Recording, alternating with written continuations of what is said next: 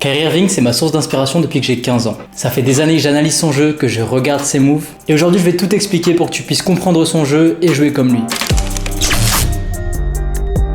Ce format d'analyse est ultra poussé. Dans un premier temps, on va décortiquer son jeu et analyser ses moves pour essayer de rentrer dans son cerveau et comprendre comment il joue. Dans un second temps, je vais tester ton QI basket avec un petit jeu sur Kyrie. Et pour finir, on va voir la routine qu'il fait avant ses matchs pour que tu puisses faire quelque chose de similaire. Tu t'en doutes, pour faire cette vidéo, ça m'a pris des dizaines d'heures. Donc si tu veux me soutenir, n'hésite pas à liker, commenter et surtout à t'abonner. Mais avant ça, j'ai une annonce à vous faire puisque Chain Nation a changé de nom pour s'appeler Make It Shine. Avec ce nouveau nom, ils veulent incarner un mouvement qui embrasse l'ensemble de la culture streetwear et même sortir un drop de prêt-à-porter très bientôt. Sinon, vous le savez, je porte toujours leurs bijoux. Franchement, leurs bijoux sont d'une grande qualité, ils sont garantis à vie et ils vous livrent en 2 ou 3 jours. Et maintenant, ils livrent même à l'international et peuvent faire des pièces sur mesure. Si ça t'intéresse, tu peux les suivre sur Instagram et leur envoyer le mot club en DM. Tu verras, tu recevras un code de 20% pour faire ta commande. Bon, si on veut essayer de jouer comme Kyrie, il faut déjà se mettre à sa place. C'est un très bon shooter, il est excellent sur les finitions près du cercle et c'est probablement le meilleur dribbleur de tous les temps. Bon, à partir de là, il sait que c'est une machine offensive et que les défenseurs ne savent pas trop comment défendre sur lui. Ce qui va grandement faciliter les choses par la suite. Parce que le basket est surtout le 1 contre 1, c'est un jeu d'échecs. Il suffit de faire une erreur pour se faire punir. Comment sanctionner une erreur de la défense ? Kyrie Irving est capable de réagir au positionnement ou au choix de son adversaire et ça en une fraction de seconde. Selon les plus grands joueurs de la ligue, il est imprévisible dans ses mouvements, ce qui le rend totalement indéfendable.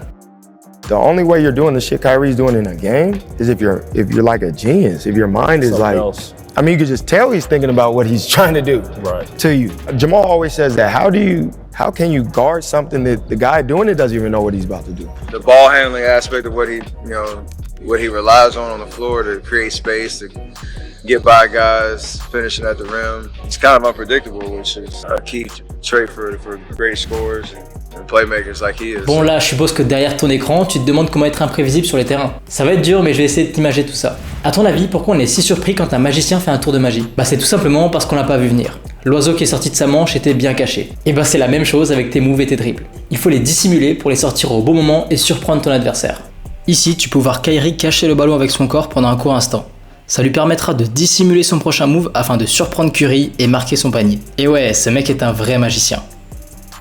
Kyrie, lui, arrive à dissimuler ses intentions avec des petits détails mais très intéressants. Par exemple, si on prend un dribbleur lambda, la main de ce joueur lorsqu'il dribble va certainement être la plupart du temps au même endroit sur le ballon. Et si tu connais un peu le joueur, tu sais quel move il va faire à tel moment et ça va devenir très prévisible et assez facile à défendre. Maintenant, si on regarde attentivement Kyrie, c'est théoriquement impossible de savoir quel dribble il va faire, puisque la position de sa main change constamment.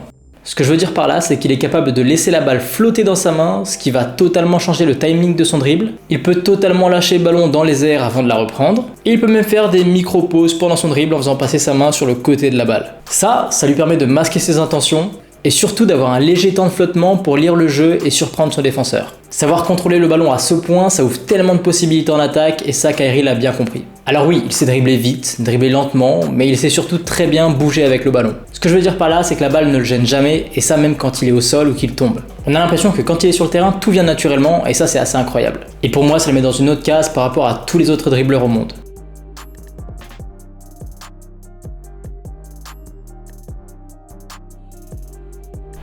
Il y a un petit truc que je trouve très important, et je pense d'ailleurs que ça le met des fois en confiance, c'est sa posture. Kyrie a souvent le torse baissé quand il a la balle en main, et à partir de là, s'il est plus bas que toi sur ses appuis, ça risque d'être compliqué de l'arrêter. Une fois qu'il est attaqué, il est capable d'utiliser des angles de drive peu communs qui lui permettent de se rapprocher du panier. Par exemple, sur son attaque sur Wemby, c'est flagrant, il est presque parallèle au sol sur son accélération. C'est hyper impressionnant, et je suppose que Wemby était lui aussi surpris à ce moment-là. Alors qu'on pourrait penser qu'il va se diriger de l'autre côté du panier, il va changer radicalement de direction pour tirer dos au panier. Si toi aussi tu essaies d'utiliser des angles de drive peu communs, il y a des chances que tu te retrouves seul face au panier. En tout cas au niveau auquel tu joues actuellement. Si on regarde bien, il est très fort pour continuer d'avancer même quand ça paraît impossible. Si on prend cette action, je suis presque sûr que tu te serais arrêté d'attaquer juste ici. Bah lui, non pas du tout, il va continuer d'attaquer la hanche de son défenseur, jusqu'à ce qu'il cède. Il va mettre de la force au sol avec ses appuis, dribbler fort, et avec son contrôle de balle, c'est très difficile d'arrêter ça. En plus, il maîtrise parfaitement la technique du brain actif.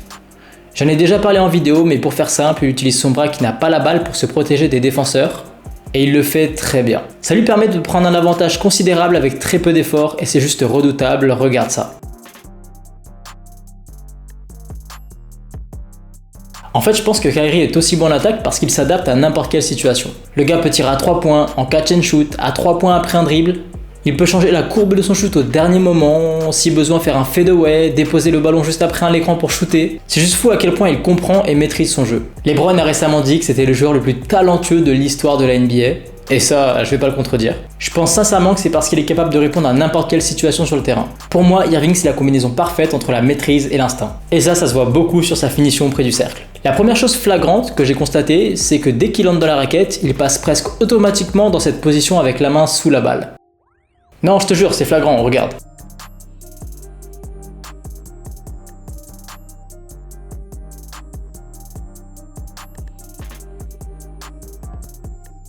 Ça lui permet de protéger sa balle en la mettant à l'opposé du défenseur si besoin, mais ça peut aussi lui permettre d'attirer l'attention des défenseurs pour changer de main par la suite. Si tu regardes ici, il va attirer le défenseur en mettant la balle proche de lui, puis il va changer de main pour finir son lay-up.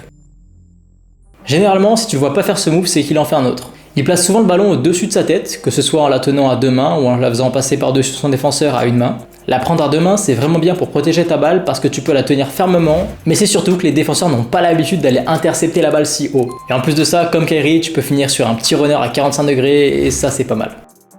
Son move signature avec une main est aussi très efficace. Il le fait quand le défenseur qui est devant lui tente d'intercepter le ballon. En faisant ce move, il passe son défenseur sans perte de vitesse et c'est hyper efficace. D'ailleurs, ça l'est d'autant plus sur les joueurs plus petits. Si tu regardes bien, il protège souvent sa balle avec ses coudes ou son épaule. Et comme je te l'ai dit tout à l'heure, il fait constamment bouger sa balle pour faire hésiter les défenseurs. En ce qui concerne les appuis, il aime beaucoup finir avec 2 pieds près du cercle. Ça lui permet d'être plus stable et d'absorber les contacts avec les défenseurs sans trop de difficultés. Pour être plus stable et absorber le choc malgré son physique, il va bien écarter ses appuis et sauter en créant le contact en premier avec son épaule. Une fois le contact créé, il va tendre son bras à l'opposé du défenseur pour protéger son ballon et finir son lay-up. Ah oui, en parlant de contact, ça il sait aussi très bien le faire. Kyrie est capable d'absorber un contact et de finir son lay-up au dernier moment et c'est super impressionnant, regarde ça. Non, franchement, il a un hang time de malade. Irving est capable de finir sur n'importe quelle partie de la planche, il s'est énormément entraîné là-dessus quand il était plus jeune et il continue de le faire en match. Petite partie intéressante, là je vais le laisser parler et je te laisse écouter. If you look around, there's so many angles that you put the proper spin and it'll go in. And you have to practice that and just spin it on both sides. High arcing shots with your left hand, right hand floaters, everything. You never want to be predictable. You always want to have a variety of finishes so nobody can guess what you're going to do. Cette habileté à chercher des angles compliqués lui permet de marquer des lay-ups même si la défense était bonne. Par exemple, ici un joueur qui ne sait pas utiliser le haut de la planche n'aurait pas pu marquer à sa place. Avant de passer à la prochaine étape de la vidéo, j'aimerais qu'on parle un petit peu de son fadeaway parce que oui, Kyrie a progressé sur son fadeaway grâce à Kobe. Et quand on y pense, c'est super intelligent.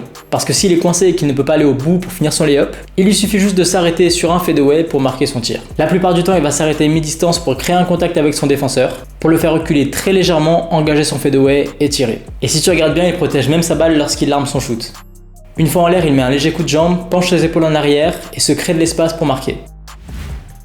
Bon, je voulais faire une approche un peu différente de ce qu'on peut voir sur YouTube sur Kyrie. Si ça t'a plu, n'hésite pas à liker parce que là on va passer à la deuxième étape et tu vas rentrer dans le cerveau de Kyrie. Le concept est assez simple, je vais te montrer une action et à chaque fois que Kyrie aura une décision à prendre, je mettrai la vidéo en pause quelques secondes pour que tu devines quel a été son choix. Pour ceux qui me suivent depuis longtemps, j'ai déjà fait ce format plusieurs fois. Et là, il y aura 3 actions différentes, donc potentiellement 3 bonnes réponses. Une fois que tu auras répondu à chacune d'entre elles, donne-moi ton score dans l'espace commentaire sous la vidéo pour que je puisse voir ton résultat. Comme Kyrie est totalement imprévisible, ça risque d'être un peu plus compliqué que d'habitude. Alors n'oublie pas, pense comme si tu étais Kyrie Irving. La première action, c'est celle-ci. Kyrie joue sur un contre 1 dans l'axe.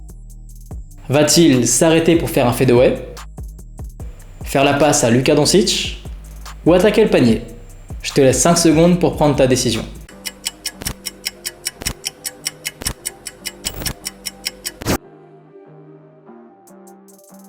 Bon ok, on est d'accord, cette finition c'est juste n'importe quoi. Il a eu le temps de faire 3 feintes dans les airs sur 3 défenseurs. Si on regarde bien l'action, le fadeaway est très compliqué, son défenseur est bien plus grand, très proche de lui et on voit même Paul George se rapprocher. D'ailleurs là, la passe à Luka peut paraître la bonne option, mais avec les bras de Paul George, la passe serait difficile et sûrement mal réceptionnée par Doncic. Kyrie a décidé de prendre les choses en main et c'est vrai qu'une fois que Paul George est passé, théoriquement il ne reste plus que James Harden devant lui. Mais bien sûr, Irving a anticipé le retour des 2 défenseurs et a sauté le plus haut possible en faisant des feintes pour se créer une ouverture et marquer son panier.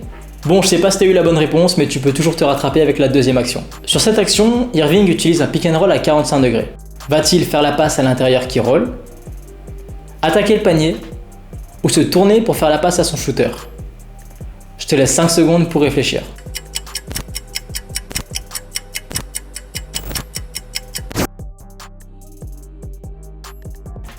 À ce moment-là, faire la passe au numéro 0 serait inutile puisque Westbrook est plutôt bien placé et que le but c'est de prendre un avantage sur le pick and roll.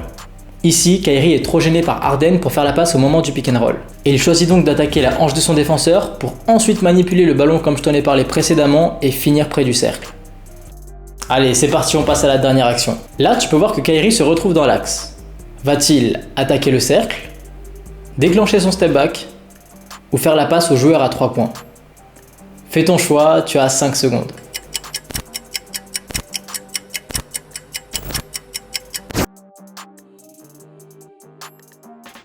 Alors bravo si t'as trouvé la bonne réponse parce que là c'était vraiment chaud. Ici on peut voir le défenseur sauter, ce qui rend la passe difficile. D'ailleurs je pense que le joueur aurait dû aller dans le corner pour faciliter tout ça, mais bon.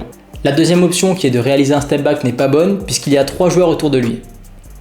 Je pense que Kyrie a choisi l'option d'aller au layup parce qu'il y a un boulevard devant lui et qu'il n'a pas peur des grands. Et encore une fois, c'est abusé. Le mec perd la balle dans les airs, change de main et réussit à marquer. Franchement, Kyrie, c'est vraiment un magicien.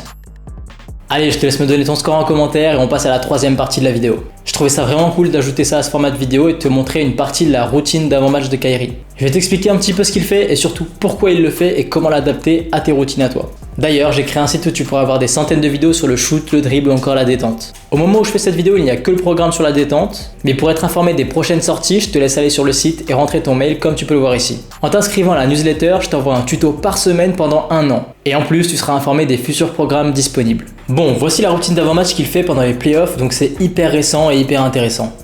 On peut voir qu'il commence par du dribble avec des enchaînements basiques à son rythme sans trop se fatiguer. Tu peux voir qu'au début, il s'est étiré, donc à mon avis, il n'avait pas encore touché un ballon.